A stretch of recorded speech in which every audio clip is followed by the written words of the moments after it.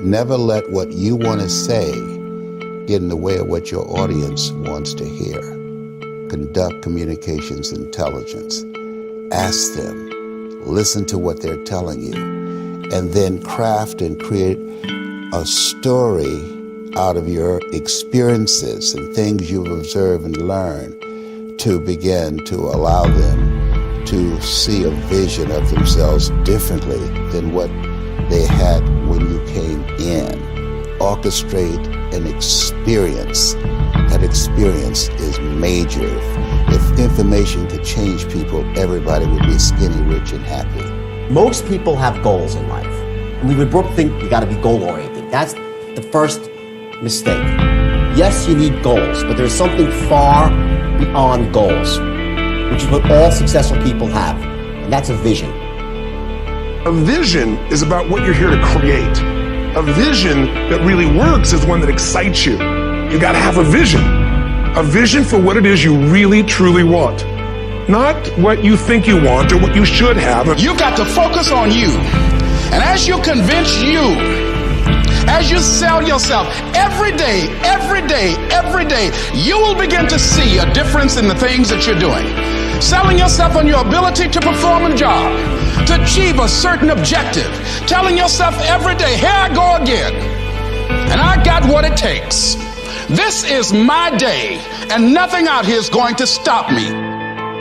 If you will change, everything will change for you. You don't have to change what's outside. All you've got to change is what's inside. To have more, you simply have to become more. And then he said, don't wish it was easier, wish you were better. Don't wish for less problems, wish for more skills. Start working on yourself, making these personal changes, and he said it'll all change for you. When you want to succeed as bad as you want to breathe, then you'll be successful. Where all you want to do is be successful as bad as you want to breathe, then you'll be successful. And I'm here to tell you, number one, that most of you say you want to be successful, but you don't want it bad. You just kind of want it. You don't want it bad and then you want to party. You don't want it as much as you want to be cool. Most of you don't want success as much as you want to sleep. Some of you love sleep more than you love success. And I'm here to tell you today, if you're going to be successful, you got to be willing to give up sleep. You got to be willing to work off for 3 hours of sleep, 2 hours. If you really want to be successful, some days you're going to have to stay up 3 days in a row. Because if you go to sleep, you might miss the opportunity to be successful. That's how bad you got to want it. I boiled it down to 5 major pieces to the life puzzle. Let's just review those. Number 1 is philosophy. Philosophy, as I taught the last time I was here, philosophy, in my personal opinion, is the major determining factor in how your life works out. Philosophy, the major determining factor in how your life works out. Philosophy. To form our philosophy, you got to think, got to use your mind, got to process ideas. And this whole process over a lifetime, starting way back here when we were children, schools that we've attended, our parents, our experiences, all this stuff that we've processed by the thinking process helps to develop our philosophy. And in my opinion, each person's personal philosophy is the major factor in how your life works out. Here's what I called it in that last presentation when I was here. It's called the set of the sail. Each person's personal philosophy is like the set of the sail. Here's what's exciting about each person's personal philosophy. That's what makes us different than dogs and animals and birds and cats and spiders and alligators. That's what makes us different than all other life forms. The ability to think, the ability to use your mind, the ability to process ideas, and not just operate by instinct. In the winter, I'm telling you, the goose can only fly south. What if south doesn't look too good? Tough luck. It can only fly south. But see, human beings are not like a goose, can only fly south. I mean, you can turn around, go north, you can go east, you can go west, you can order the entire process of your own life. And we do that by the way we think. We do that by exercising our mind. We do that by processing ideas and come up with a better philosophy, a better strategy for our life. goals for the future, okay? Plans to achieve those goals. All this comes from developing our philosophy. Philosophy helps us to process what's available. Well, when we get here, we got seed, and we got soil, and we got some rain, and we've got some what? Sunshine, and we've got some seasons, and what? The miracle of life. Now, the key is, what do you do with all this stuff? How do you turn all this stuff that's available here into equity and promise and lifestyle and dreams and future possibilities? All of this that's possible now with human beings, how do you take all this stuff and turn it into this equities and values? Well, it starts with philosophy. What is the seed? What is the soil? What is the sunshine? What is the rain?